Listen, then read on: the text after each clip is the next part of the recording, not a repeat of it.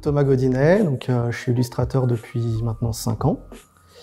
Je suis né dans la région parisienne le 15 janvier 1989. Comme tous les enfants, j'aimais dessiner. C'est vraiment quelque chose que j'adorais faire. Mes parents, par contre, m'ont toujours poussé en fait à dessiner et m'ont jamais dit que ce n'était pas un métier, qu'il ne fallait pas dessiner. Mon grand-père faisait du dessin, mais pas professionnellement. J'avais un autre grand-père qui, lui, était souffleur de verre. Donc, ouais, l'art n'a jamais été tabou ou quelque chose de vraiment mis de côté, comme si vraiment ça ne servait à rien. Donc, ouais, j'ai fait un CAP et un bac pro en communication graphique. Ensuite, donc, une fois que j'ai vu un petit peu ce qui se passait au niveau de l'art appliqué, je me suis dit ce serait chouette de voir au niveau de l'art plastique ce qui se passe. Donc, j'ai fait 1 an de prépa, puis je suis parti aux Beaux-Arts à Quimper, où j'ai eu un DNAP et un DNSEP ensuite, option art, où je fais de la peinture. Je travaille encore, donc ce sont des clients réguliers là, avec le magazine Georges, qui est un magazine pour enfants. Je travaille pour Le Particulier, Unimédia, pour Dossier Familial, où j'illustre des articles. J'ai travaillé aussi par exemple pour les taxis G7, donc c'est une grosse boîte à Paris de taxis, où j'ai refait les illustrations de sites, etc. Ça a été mon premier projet. Et c'était avec le magazine J'aime lire, qui m'avait commandé des illustrations pour les pages de jeu, une dizaine d'illustrations. Donc ça, je pense que c'est celui qui me tient le plus à cœur, parce que déjà, ça a été mon premier contrat. Et ensuite, c'était avec J'aime lire, c'était un magazine que je lisais quand j'étais petit. Donc voilà, donc c'est vraiment, c'est vraiment pour ça. Je dirais que c'est un style plutôt minimaliste, et avec des couleurs vives. Enfin, j'essaye d'avoir un humour assez décalé et assez absurde. C'est quelque chose qui me plaît bien, et avec le moins de texte possible, parce que je ne suis pas spécialement à l'aise avec les mots, déjà. Je préfère m'exprimer avec des images. Et puis, quand il n'y a pas de texte, en fait, finalement, je me dis que ça peut être compris par tout le monde. Il n'y a pas de problème de traduction, de langue, etc. Et ça m'intéresse aussi, quoi.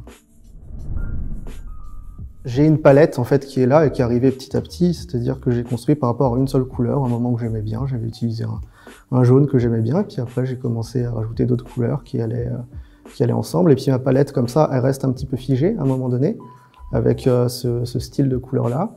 Et puis à un moment je vais en avoir marre, quand ça fait 6 mois, 7 mois que j'utilise ça. Pour l'instant j'utilise des couleurs très vives, c'est des couleurs franches, etc. Mais bon, ça pourrait peut-être changer plus tard. À tablette, j'ai un logiciel qui s'appelle Sketch qui est très bien, mais qui n'est pas non plus ultra sophistiqué. Il doit y avoir 3 brosses, mais ça me sert pour faire mes brouillons, donc c'est ce qu'il me faut. Et après, sinon, je travaille sur Illustrator. Quand je faisais mes études, elle était nulle, pratiquement, parce que j'avais pas Instagram ni rien. Et ensuite, quand je suis devenu freelance, là, forcément, j'ai eu besoin d'utiliser Instagram. Donc Instagram, LinkedIn, c'est les 2 réseaux que j'utilise le plus. Et ils sont extrêmement importants pour moi. J'utilise ça comme une vitrine, en fait. Je ne présente que mon travail dessus, mais grâce à ça, j'ai déjà eu des contrats. Et ça me permet aussi de suivre des artistes, des illustrateurs.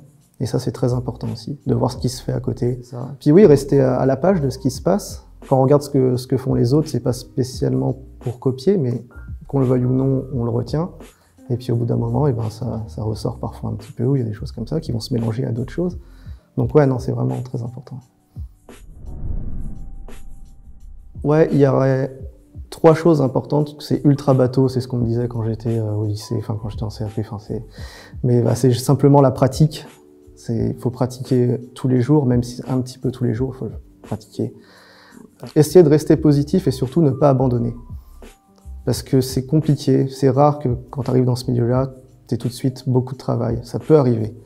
Au début, généralement, il faut s'accrocher et il faut surtout pas abandonner. Ça, c'est très important. Et puis, être très curieux. Aller voir le plus de choses possibles, que ce soit des expos, même si ce sont des choses qui n'ont rien à voir avec ce que l'on fait. Ça, c'est aussi l'une des choses les plus importantes. Merci beaucoup pour l'interview, c'est vraiment chouette. Et puis j'espère qu'il y en aura plein d'autres, vous ferez ça avec plein d'autres artistes, etc. Et c'est ça.